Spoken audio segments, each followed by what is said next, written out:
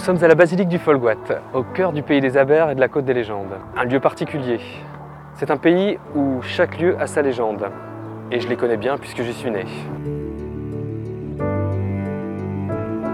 Cet édifice, par exemple, fut construit sur un miracle. Vivait ici un mendiant du nom de Salin le Fou, Salahin Arfol comme on l'appelait. Cet homme vivait de pain et d'eau et ne parlait que pour invoquer la Vierge Marie.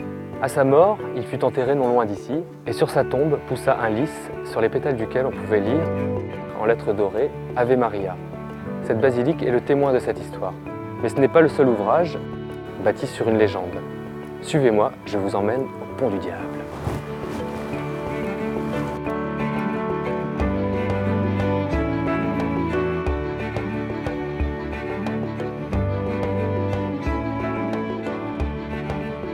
Cet homme, Maître Huguin, se lamentait de devoir remonter chaque jour très loin les sueurs de l'Abervrac pour rejoindre son moulin. Un soir, il se prit à rêver d'un pont. C'est alors que le diable apparut et lui proposa de réaliser son rêve, à condition que la première âme qui le traverserait lui soit dévolue. Le meunier accepta et fut surpris le lendemain matin de trouver ce pont de pierre sèche. Le meunier commença sa traversée et en son milieu s'arrêta pour déposer ses sacs, d'où sortit un chat. Affolé, l'animal se précipita vers le diable.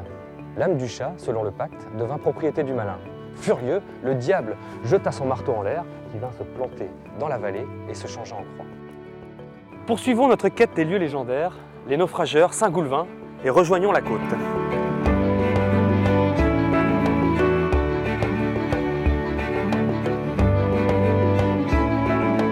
Nous voici près de la chapelle Paul, à Brignogan.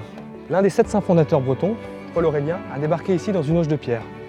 Trop lourde pour être déplacée, son ermitage fut construit ici, à l'endroit de son embarcation. D'ailleurs, c'est lui qui sauva les habitants à Pontusval, ou Poulbeuse en Néval, qui signifie en vieux breton « gouffre où fut noyée la bête ». Un dragon terrorisait et dévorait les habitants du pays.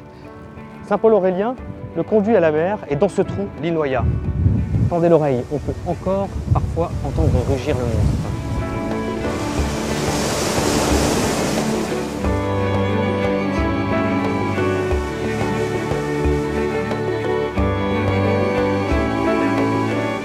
Ce que j'aime dans ces légendes, c'est qu'elles prennent tout leur sens dans cette nature sauvage.